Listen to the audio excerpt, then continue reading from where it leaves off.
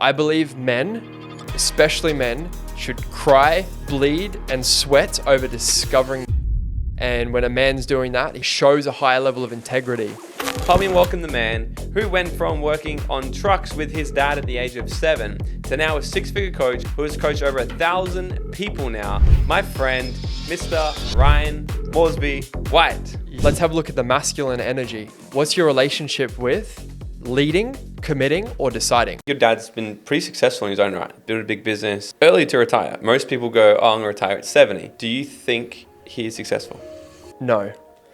There's that big, deep void that's untapped. If you were to go back to your 18-year-old self and give him 30 seconds of advice, what would it be?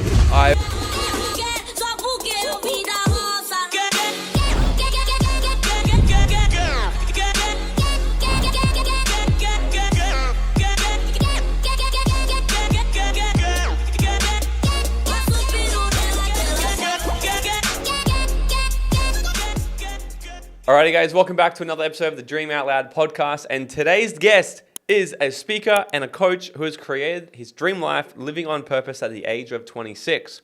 Coming from a background in carpentry, being depressed and lost, to now a man with a successful coaching business helping both men and women realize their true potential and live their best lives. He focuses on helping those who are lacking energy, purpose, and direction to reignite their life and the relationships through the embodiment of the masculine and feminine energy.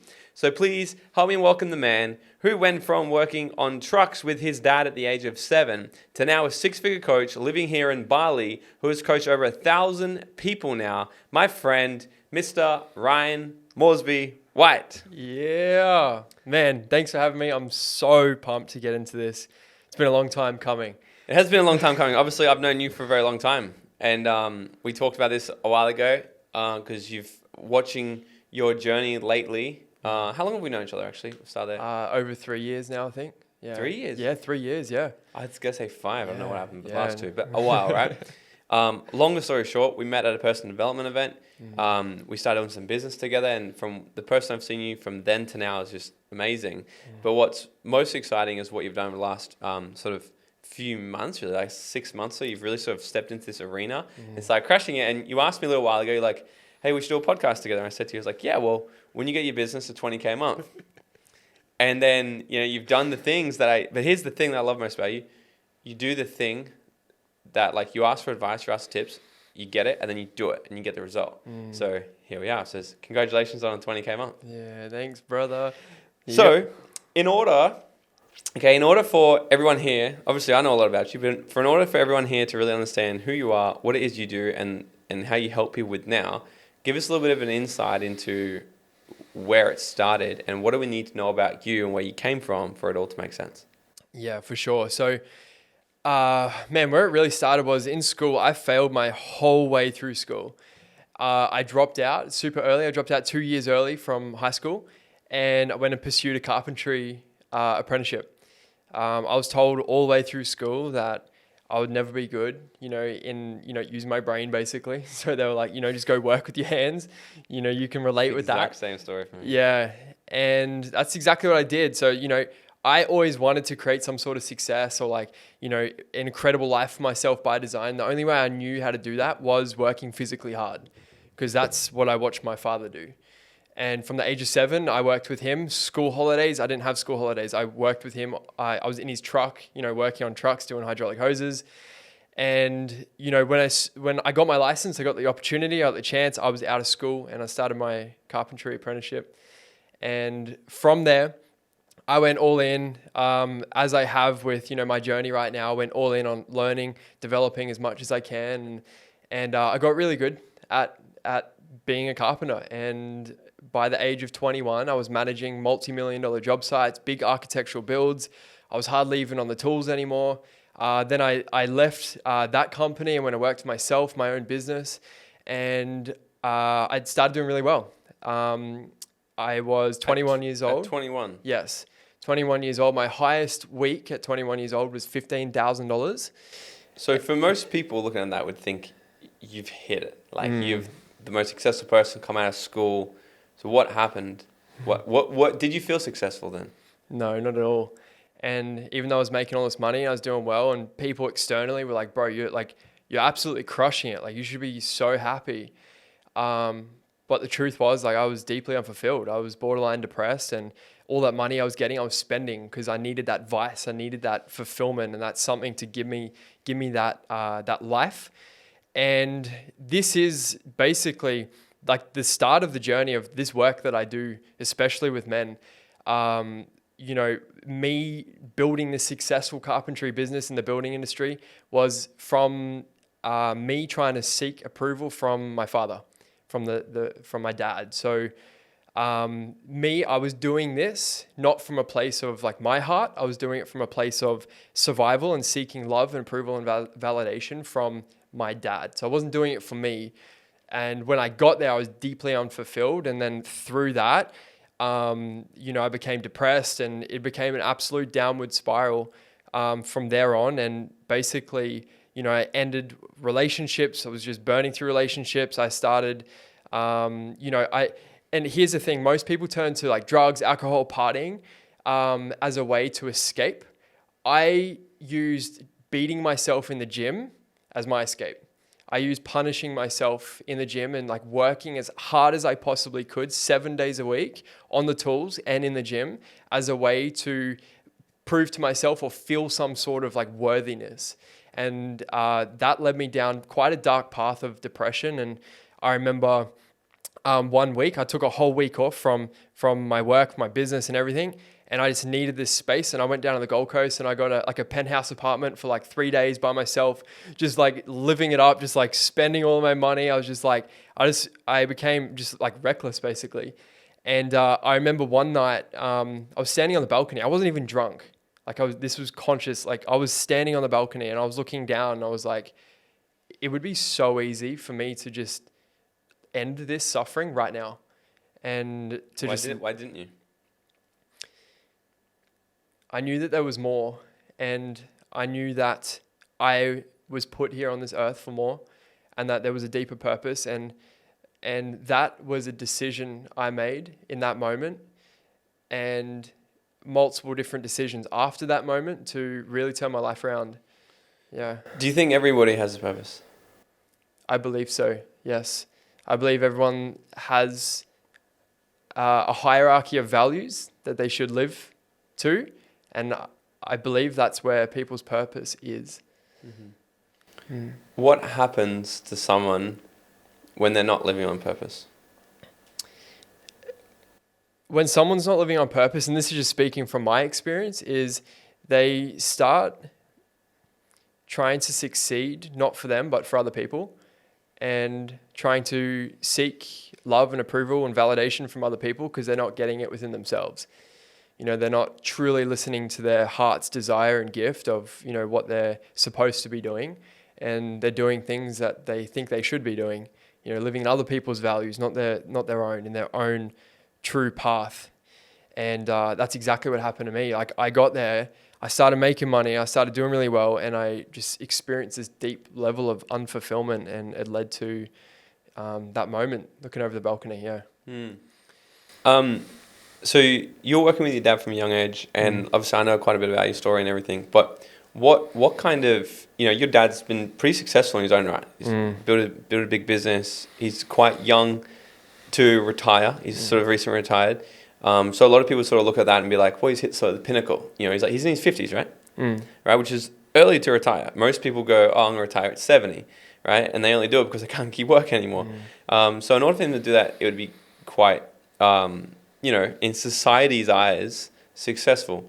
Do you think he is successful?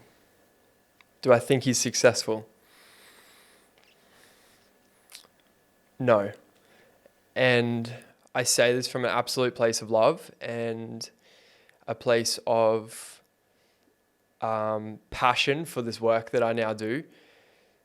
I've seen what happens when you're living in a place of survival and trying to create success from a place of fear and survival. And it can get people a very long way. It can get people very far and make a lot of money, a lot of success, a lot of status. But in the end, there's that big, deep void that's untapped. And And, you know, as humans, I believe we all need a sense of meaning and purpose to really live by. So, because it brings me to what I want to ask, because like I said, the majority of the population would look at him, right? And I'm only using him as an example because I know you've learned so much from him. He's in his 50s, just sold out of a company that he worked his ass off. He worked so hard for his whole life and he made a lot of money and then was like, well, what's next? So that's just one example. How is society setting people up for ultimate failure in life, in your eyes? I believe that society's setting people up for failure because they're teaching them to live from their head and teaching them to live from a place of what you should do and trying to paint everyone with the same brush instead of allowing people to actually tap into their heart's true desire of what they actually want to be fucking doing here on this earth. As soon as I did that, I awakened like this great potential within myself, right? You know, when it comes to us living in our highest values, right? You know, a kid can be in a classroom and this was me, right? In a classroom and trying to read a book of algebra and maths. And I just really struggled. I couldn't retain the information or even sit down and read the book. So, you know, I'd bounce around or I'd seek validation or love by acting up. And that led me to, actually got expelled from one of Queensland's most prestigious private schools. Which school was that? Ipswich Grammar. Oh, right. Yeah. And that let, you know, from that approval seeking. And but if you ask me anything about motocross, if you ask me anything about my favorite sport or hobbies, I could tell you everything and anything. And I'll just be so focused on that one thing because that's what I'm passionate about, right? So I believe when people truly tap into their burning desire of what they're here to do and, you know, what they're most passionate about, their highest values, that they awaken this greater potential that's within them and that allows them to really activate this genius within. Yeah. Well, it's the exact same thing happened to me. Like, I only went to grade 12 because I was a bit of a realist. I was like, okay, what are my options here? I stay in school and every single weekend I go to a party with all my best friends. There's girls at every single party. We wag nearly every single subject. We hang out. We play footy every day. Or I leave here and I get a job. Yeah, fuck that. I'm going to stay in school. In fact, it was so good. One of my best friends, he repeated year 12 to stay an extra year with us. He was a year older than us. We get to year 12. He got to year 12. We're in grade 11. He goes, guys, this is so good. I'm going to repeat. And he had to negotiate with the principals and like he had to like fully put up an argument as to why he had to repeat. And they let him so he could redo the whole year with us. Like I should have done that. But the only reason I went to that far was because it was so fun. But I was the same. I left there thinking that I was stupid because they like, here's the test of life. And they measure you based off your ability to remember things based off, not based off what you're actually skilled at and what you're actually good at. And, you know, one of my things that I've learned how to do now is be a speaker and a trainer and teach. But they told me back then I would never be good at speaking and reading and writing. Yeah. I'm not very good at reading and writing, but I can speak underwater. Right? Yeah. And it just like reinforces that belief and that you start to develop growing up around, I'm not good enough. Yeah. You know, yeah. So talk to us about, I want to talk about masculine and feminine energy. How does society, what's going on in society right now that is setting men up for failure in terms of masculinity, in terms of unhealthy masculine or being more feminine? How is society making it hard, I guess? How is society making it harder for the next generation? Yeah, I think it starts in the system, basically, when especially schooling, and the shame that men have around being in their true masculine energy.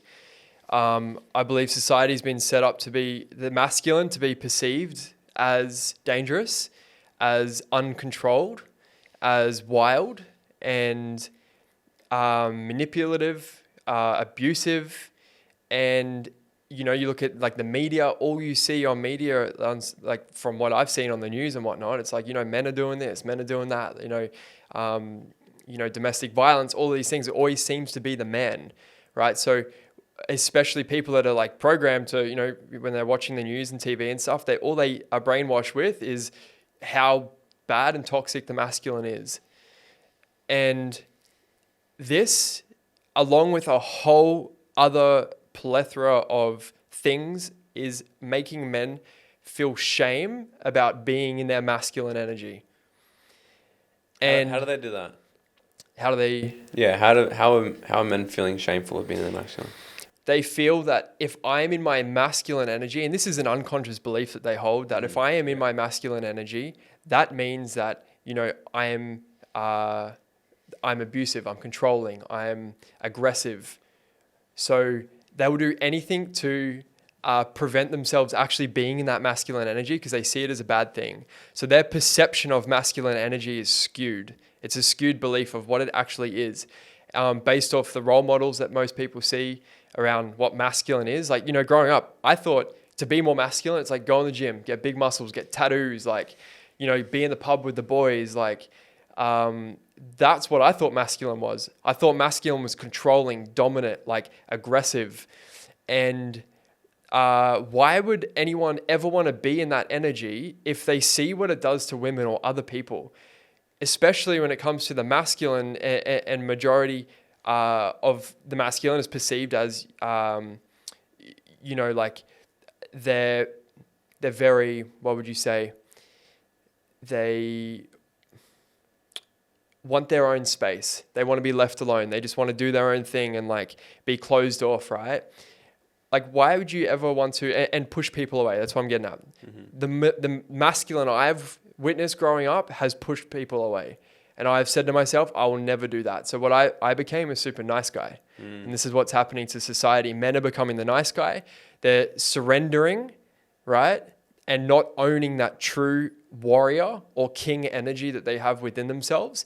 And then this is making women feel unsafe. And then women are holding the masculine shield in society now. So women are feeling unsafe because men are being more feminine. Yes. More surrendered. Is that what you're saying? One of the reasons, yes. One of the reasons. Yeah. Because women, highest value is safety, right? So what's your opinion on Andrew Tate? I've never actually asked you this. Look, I haven't consumed much of his content. I haven't gone too far down the rabbit hole, but from what I've seen, and here's the thing, like, I don't like to listen to people's opinions because at first I was like, all these people like saying all these negative things about him. I'm like, hey, I'm going to actually consume some long form media so I can actually see what this guy's about and what's actually behind this. Because there's always stuff, but you see Instagram videos and there's so much more depth to it than a freaking Instagram reel. And from what I saw, like he has I like what he's about when it comes to men being men and men being in their power, men stepping into their true authentic warrior and king energy, and then women being able to be women, being in the feminine, right? And in an overview, that's what I see that he's all for. He is for men being men, right? And he can see what's happening within society and the way that things are going and how they're trying to push and how it is being pushed that, men should be a certain way, and this is making them become emasculated and becoming the nice guy, or even worse, the wounded warrior, which is like the uncontrollable, like physically abusive man, or not even a man, a boy. Yeah. I like what you said there because it's the first thing. So when Tate came on the scene and actually came, Simona, my girlfriend, she brought me this video. She's like, "Look, this guy is a fucking dickhead." And I looked at a short form video and I'm like, and this was probably I don't know, well over a year ago when he started really first coming on the scene.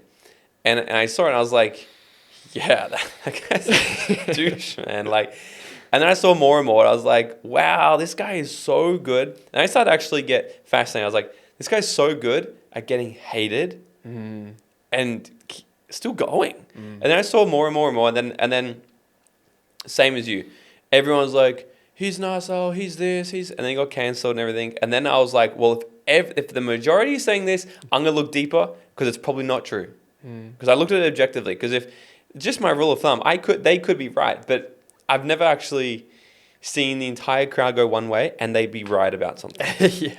Most people, like 95% of people are completely fucking lost. And they're sheep and they have no idea and they just join in the crowd because it's more important to fit in than it is to actually stand out. Yeah.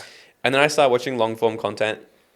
And I would really say about 90% of the stuff he says, I'd be like, I actually agree. Do I agree on his delivery of it? He could definitely make it better. Yeah. But he's a fantastic marketer. Yeah. Like I did the maths. His online university thing, he's bringing in over 100 million US a year, right? He's an incredible marketer. His interview just then with Tucker Carlson was the number one viewed interview in the world ever. It's taken the record. So he's fantastic getting eyeballs, which that's something to look at. Yeah. But there is lots of things that he does talk about where it does actually have a point where it's like, be someone with a strong mindset. Be someone who's a provider. Get up, work on your body, work on your mind. If you're fat and lazy and watch porn all day long, fucking stop it. Because here's the reality: if that's what your life's about, you won't have a girlfriend. Yeah. So if that's all your life's about, like cut that bullshit. And he has that tough love sort of attitude. But when you take a little snippet and you put it out, of course it can look really bad. But I've always stayed very objectively with everything. Yeah, I was just about to say that, like, the 90% of the population are very subjective on most things, right? And that's how they create the big divide. And it's, you got to look at these things objectively and like, what is like objectively, like what is he actually standing for? And I do like how he does stand for the masculine and feminine in embodiment in men and women, and majority of men are lost. Yeah. So you started talking before about the different like archetypes. It sound like. So what are the archetypes of? Can we talk about masculine and feminine? What are the different archetypes of each?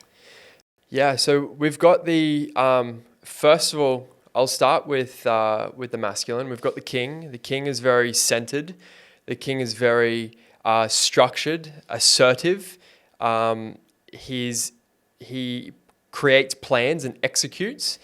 He's very decisive. He's committed. He's very loyal, right? Then we've got the warrior, right? So if you looked at it as like a chart, right? So like at the top right-hand corner, right, of like a little archetype chart, the right-hand corner is the king, and then the bottom right, the masculine, is the warrior. The warrior is exactly that. It's controlled aggression. So that's the thing. Most people think anger is a bad emotion. Anger is a very powerful emotion if it's controlled and directed in the right way. So the warrior is very protective. It's the warrior is the energy that you use to like get shit done. It's the hustle. It's the grind. It's the making shit happen. It's the protecting. It's the legit warrior energy, right? And then we go to the feminine, the top left. We got the light feminine. Light feminine is very nurturing, loving, very heart-centered, very, very kind, very open, very receptive, right? And then we've got the dark feminine. The dark feminine is more the sensuality, the very in touch with the body, very creative, very intuitive, really in touch with their sensuality. And when it comes to masculine and feminine, it doesn't mean male or female. It means it's not gender biased. We all have masculine and feminine energies. And in Hindu mythology, the way they talk about it is we are 100% man and 100% woman as well. Yeah. Right. Well, that's not what they're talking about there. 2023. But everyone, whatever makes you happy. Isn't there more there? And like I might be wrong, because the other day we were talking about, isn't there like when you made me do that test? Yeah. Is there like different things? And because I want to talk about this, so people can actually, how can we give these guys something where they can be like, oh, identify with that, and that's something I get to work on right now. So what are these different areas? Yeah. So we've got the archetypes of the psyche. Right? This is what Sigmund Freud talks about. This is the work of his work, right? So we have the king, warrior, magician, and the lover, right? So the king is very much what I just explained before. He's very, so all of those traits. These four are masculine and feminine? Yes, they have more qualities. So the king is obviously, here's the thing. If you can, male or female, embody healthy king energy traits, that means that you are healthily in your masculine and feminine light, dark. Right? Because a man or a woman who struggles to be in their king energy, right? Those traits and archetypes that I explained through the light masculine, the king energy. See, the thing is we must be able to switch between one or the other at any second, right? So you'll be able to feel into your body. You can be receptive. You can be loving, nurturing, assertive, dominant, like controlled aggression, like all these things in the minute. What's up, Dream Nation? Have you ever wondered how far ahead your life would have already been if you had got access to this type of content at a younger age? Look, this is why I need your help. I'm trying to build the #1 personal development platform out there to teach you guys the tips, tricks, and attitude of what it takes to live your dream life and to bring the type of education that we all wish we had in school. This show only grows by word of mouth and new subscribers, so it would mean the world to me if you could smash that subscribe button right now, leave us a 5-star written review, or drop a comment below and share this episode with a friend. I would be forever grateful. All right, now let's get back into this episode. I say this a lot, right? Because like you've done my advanced leadership program. Well, you've done every single fucking program I have actually. But advanced leadership, when I designed that program, I designed it around these. So I was like, how can I design a program that allows people to not just learn things, not just understand them, but actually embody, what it means to actually act out the actions and behavior of a light or dark masculine, light or dark feminine. And I use it as an example because I love what you said. It's like you got to be able to have the balance, because it's all about range, which you know all about range, right? And how it helps people discover range. And I use it as the example. I'm like I would like to think that's one area I've really worked on quite a bit in the last quite a while in my life, is like discovering range. And what I like to say, it's like you've got to be comfortable meditating with a monk and then drinking with a bikie on the same day, right? Because it's different energies and different attitudes, and when people can start to judge communities or groups or activities or behaviors or whatever, it's like, well, that's not me. It's like, well, that's why you should do that, because there's resistance there and there's something there where you're not comfortable leaning into it. And everything is a game of energy. So it's either if it's like, let's say, that's why I love dance so much. And I was talking to Nikki, your partner, the other day. I was like, actually, like, men and women should dance more, especially women, because to be a great dancer, as a Latin dancer, as a woman, you got to fully surrender. Yeah. You have to fully surrender and fully trust that the man is going to lead you. And when you start doing more advanced moves, like dips and all this sort of shit, like there's a lot of trust that's got to come to that. And there's a lot of women that have been guarded and don't feel safe with the man. And like, that's a great space to start to learn. But one example I give, it's like, I'm like, what I've become very good at now is I know that I could dress up as like a drag queen and be so comfortable. I've seen it. I could dress up as a drag queen and be so comfortable as that. Yeah. And in the next moment, knock you the fuck out if I need to. But not out of, I don't like you. Out of, if I was threatened, I would knock you the fuck out and protect everybody in here. Yeah. And then quickly go back to being this. Yeah. And the comfortability of that, right? Yeah.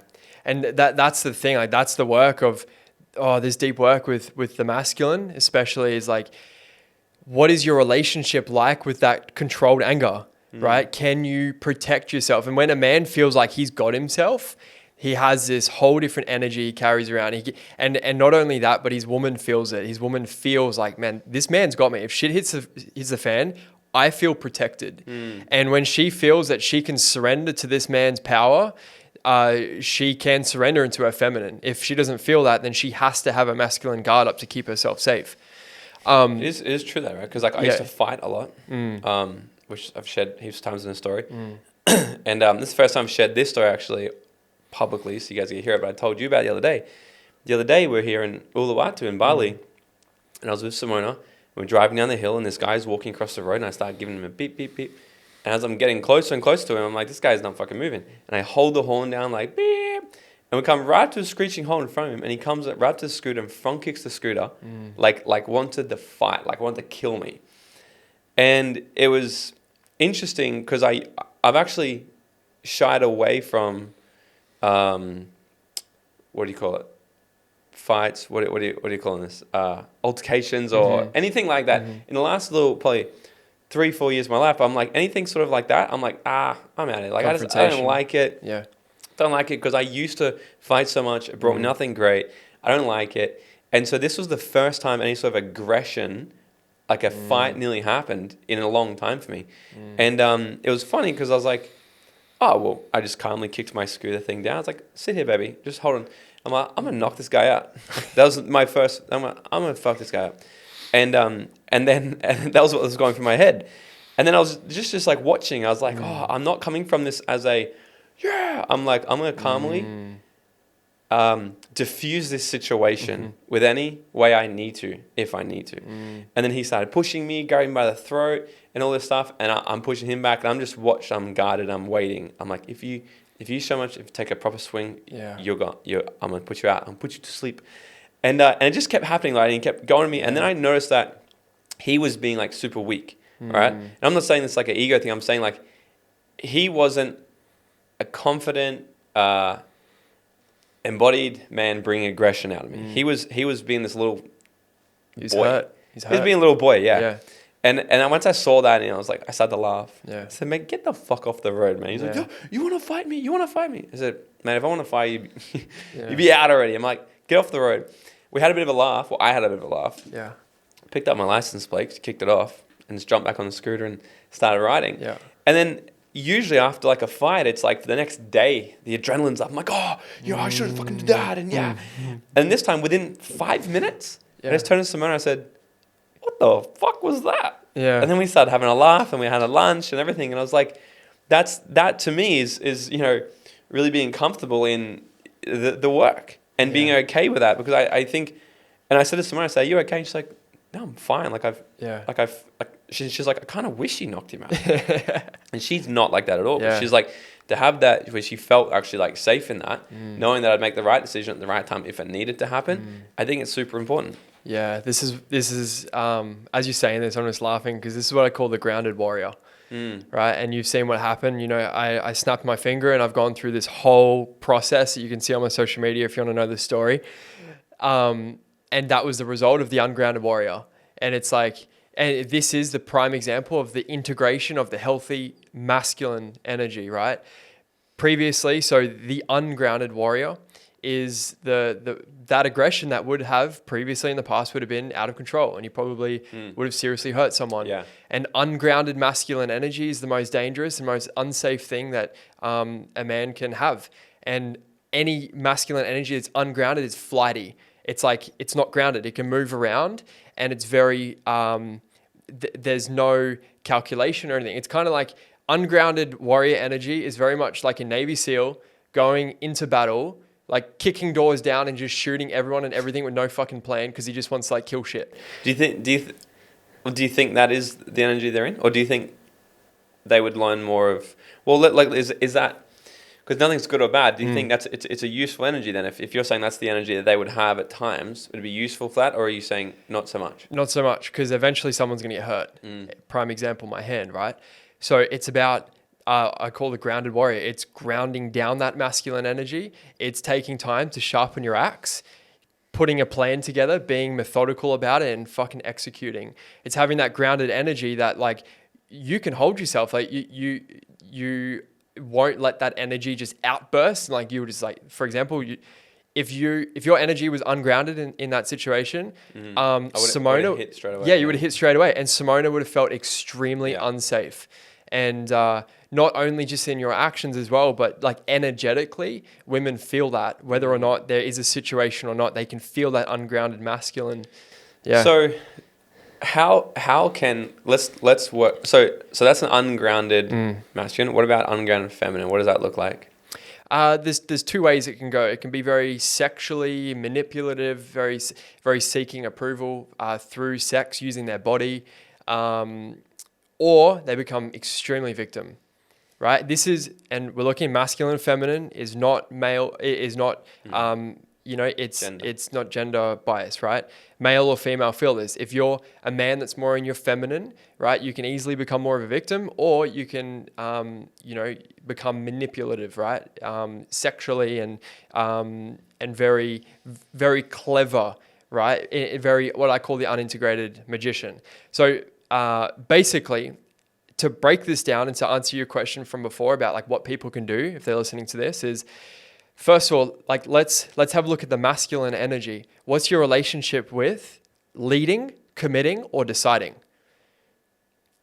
If you're a man or you're a woman, like take some time, like maybe pause this, take some time to really write down what is your relationship like with leading, leading yourself, leading other people? Are you over controlling when you lead? Do you struggle to lead, right? What's your ability to commit, to wholeheartedly commit? Can you commit based off your highest and deepest self? Or are you scared to commit because of your current circumstances? Or what's your relationship like with making decisions? Do you struggle making decisions? Do you make too many decisions where you're just like over controlling and like you need to be in control? What's your relationship like with these, right?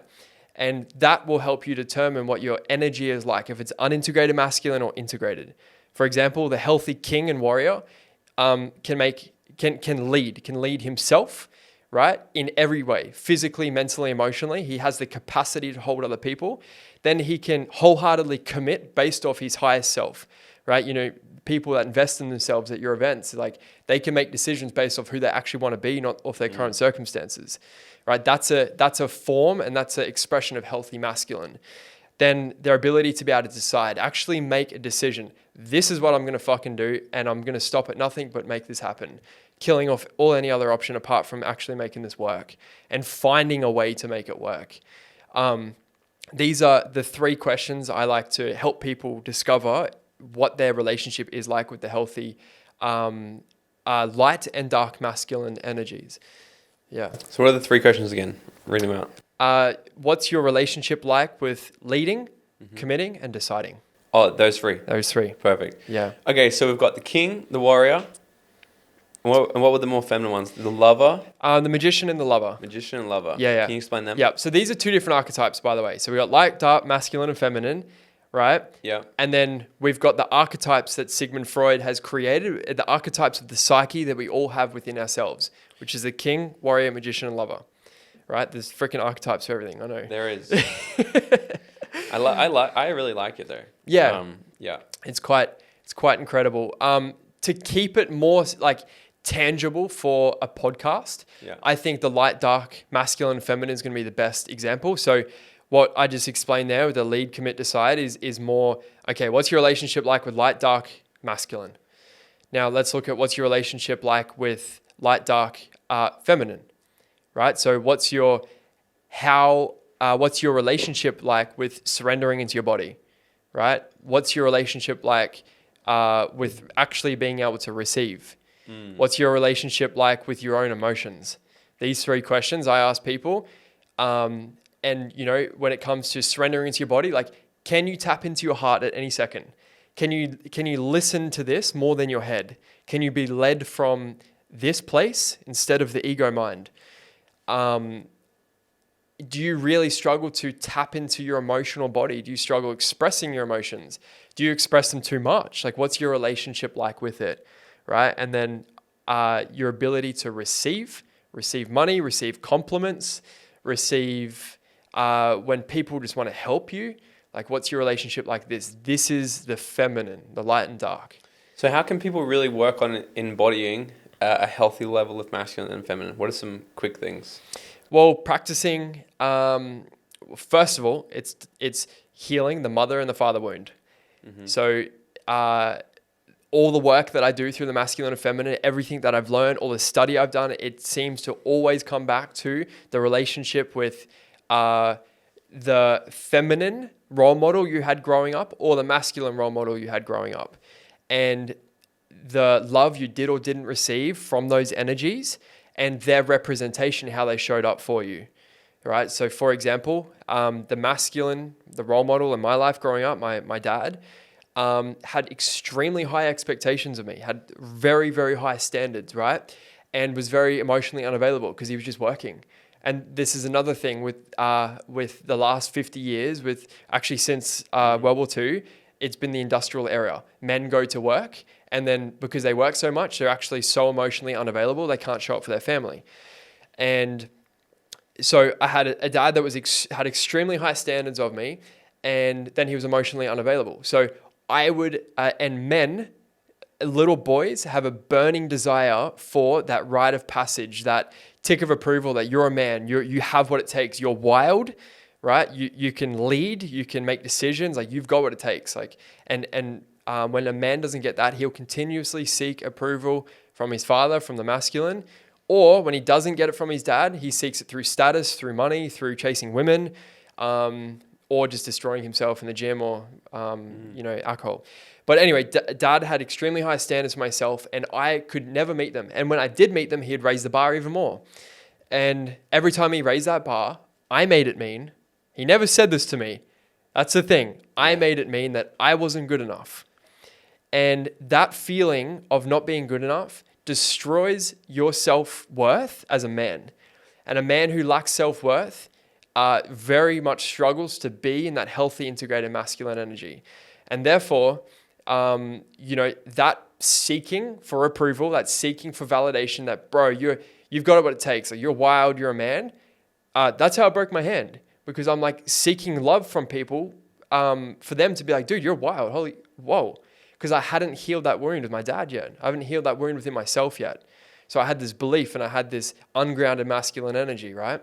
So that's the masculine wound.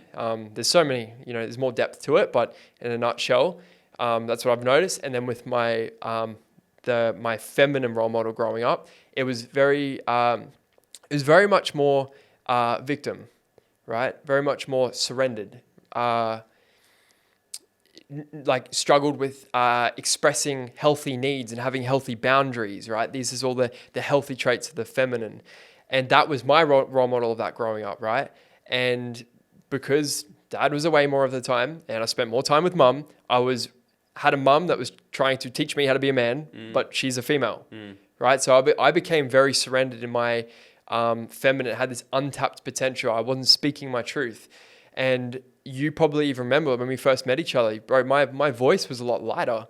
Like I have a before and after photo of my face. Like 2 years ago, I looked like a little boy, right? And healing these masculine and feminine wounds has really allowed me to tap into my true and highest potential. And that's why I'm so passionate about this work is people can really truly step into their potential through working through these wounds, because we need healthy, integrated masculine and feminine to be able to do or create whatever it is that we actually want to create in this life. That's what I want to talk about. So how has this, so for everyone listening to this, right? Like everyone listening to this is early stage entrepreneurs. They're wanting to start a business, they're in a business, they're thinking about it, they want to create some sort of success. Let's bring this and speak in the context of business and success and money now. Yeah. Because this year, when did you start your coaching business? I started in November. November 2022. Cool. Yes, Yeah. like I know, 7 months ago. 8 months ago or something. Yeah. And because I know you had a big leap, right? So you're doing about 3K a month. And then obviously you're in my elite mastermind. You come to our elite mastermind boot camp. And I know, what did you do the 30 days after that event? Yeah. So, to give it some context as well, after I left carpentry, I became a PT for 5 years. So I coached business owners and athletes in the gym for over 5 years, and I was grinding as a PT. And I just, yet again, I wasn't operating in my highest values or my purpose. So it was a fucking grind every single day. And through the work that we've done in the last, 3-4 years, like I've truly realized the importance of aligning my life with my highest values. And that's what I've started to do. And then I really made the decision to go all in on November, last year, 2022. And with that decision, aligning my life with my highest values and with my purpose really awakened this next level of me, my true potential. And then through that, energetically, I was operating my potential, but then I had the roadmap. I had the tools, I had the resources through the work that we've done, right? And through that decision going all in, 30 days after we did the Elite Mastermind Bootcamp, I just integrated all of the things that you told me to do as that's what you should probably do, right? If someone tells you to do something and they're living the life that you want to live, you should probably try to do those things. Good indicator. And that's exactly what I did. And 30 days after I hit my first 20K month, and then I hit you up and I was like, yo, remember that podcast you said? Yeah. But what's cool though, so you did 20K in a month, but that was about 2 months ago, right? So then, and then you just said last month, what did you say you did again last month? 16, 17K, yeah. 16, 17, right? Which is great because it's sustainable. Because if you had gone back to like 3 this month, I would have been like, what the fuck happened? Yeah. But you've built some sustainability in it, which is cool. So apart from obviously, like leveling up, you've always invested in mentorship. Like you've done every single thing we've done. How does the feminine and masculine sort of thing, what did you do? Like, how did you use that to create more success as well? Because it's not just skill set. Like, honestly, like what I really provide people in the mentorship is the 20% of some skill set. Yeah. But a lot of mindset, a lot of psychology. But then you're really sort of talking like energetics really as well. So what did you sort of specifically do that you could sort of put your finger on and say, that thing there really helped me either feel good about making more money or made it easier to make more money in terms of the masculine and feminine? Yeah. A way I like to explain it to my clients, the people I work with, is like when you're not aligned in life, when you're not aligned with your highest values and your purpose and what you're actually supposed to be doing, it's like you want to have a constant strong flow of water through a hose, but you have a million holes in it, like a sprinkler, and water's just spraying everywhere. Your energy's just being leaked everywhere, trying new things, wasting your time, energy here and there, like, and there's nothing really actually coming from it, right? And when you truly align your life with your highest values and your purpose, everything just clicks into place and there's flow. And it's just like this hose that there's one direction and one outlet. And there's so much more energy you have for that outlet that you're supposed to be doing. And so that's why I shared that quick story about, going from PT to, building this business I have now, is I wasn't listening to my true heart's calling or desire, what I was truly here to do, right? And I looked every single weekend, I'm at personal development events, right? I'm at every single one of the things that you do. I'm reading books every single day. And it's like, if that's what I'm most passionate about, I should probably build a business around that. And once I truly stepped into that, it's like one of the other healthy traits of the king energy is purpose. I believe men, especially men, should cry, bleed, and sweat over discovering their purpose. When they have an outlet to truly express their highest gifts to the world, it's like that one outlet, and there's so much more energy that can go towards it. And when a man's doing that, he's actually shows a higher level of integrity, right? And it's a healthy masculine. And when he's expressing that higher level of integrity, people feel it. They trust him more. And in business, people trust you with the product that you have as well. So there's a lot of depth to that. And then with the healthy feminines, being able to actually receive money as well.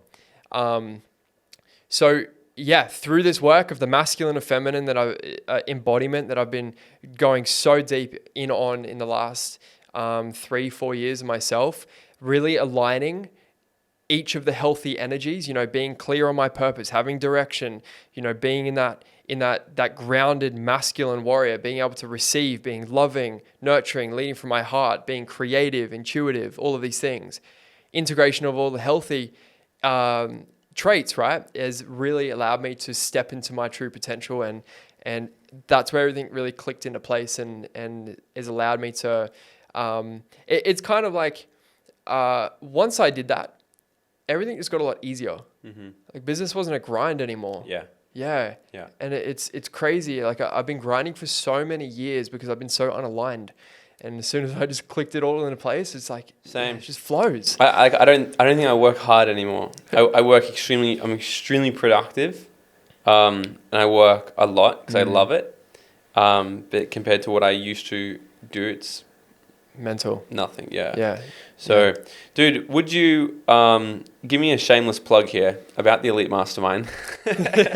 Obviously, you've been in it now for like 6 months, Link. You've done every single thing we've done.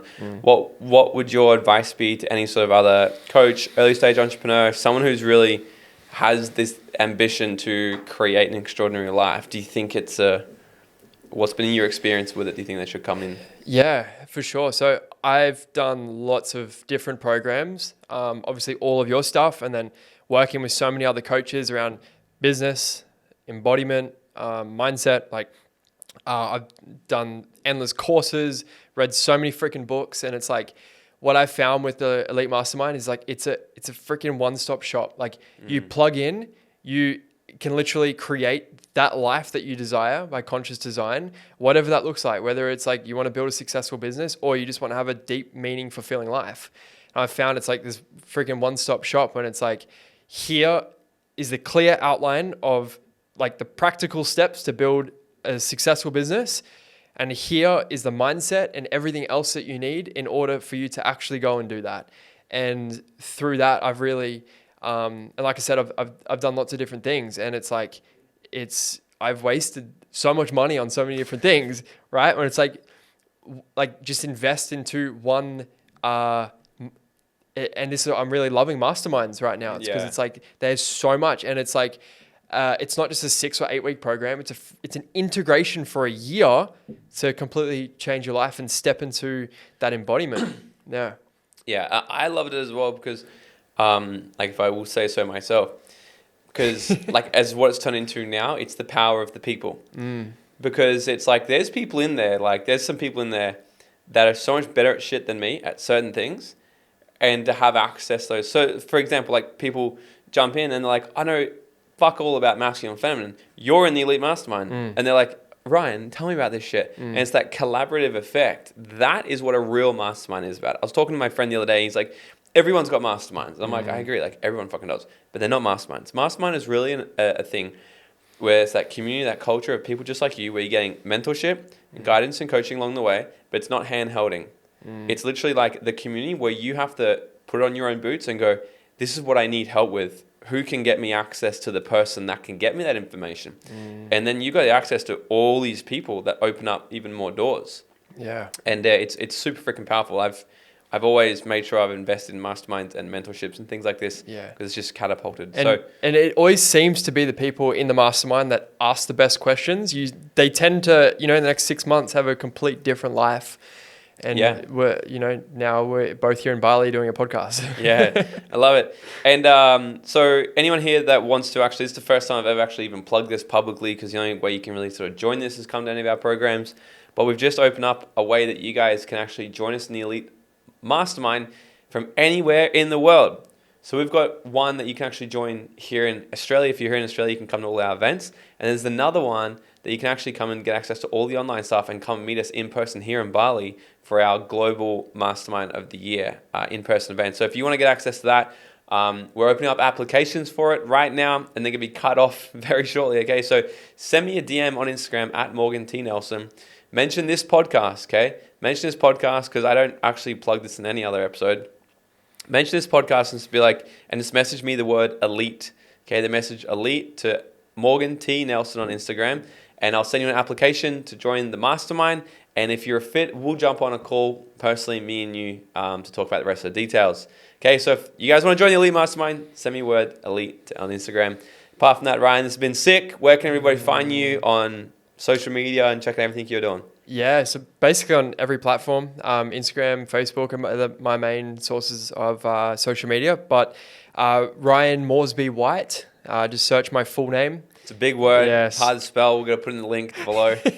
Got a hyphen in there and shit. Yeah, I know. Yep. Yeah. So yeah, you can find me anywhere there. Instagram's main spot. Yeah, add heaps of value. Always running free online events and so much free value for people to consume. So just jump in there and And ladies, you can check out his partner.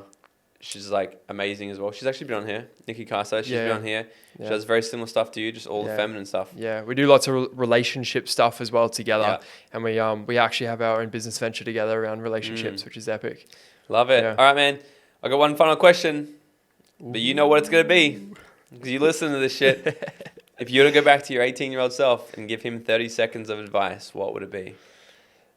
I would tell him to trust himself, listen to himself, and really trust what my heart actually wants, not what what I think people want me to do, right? And trusting the process, because I've worried a lot along the journey, and it's cost me a lot energetically and through the fear and not taking action sometimes because of the worry. But trusting myself, knowing that it's going to work out perfectly, since I am positioning myself in the best possible place for success. It will work out. So trust. Thank you so much for listening. And if you got value from this episode, it goes such a long way. If you can just take 20 seconds of your time, leave me a 5-star rating and written review, then screenshot this episode and share it to your story. And make sure you tag me for that shout out. And until next time, guys, go out there and dream out loud.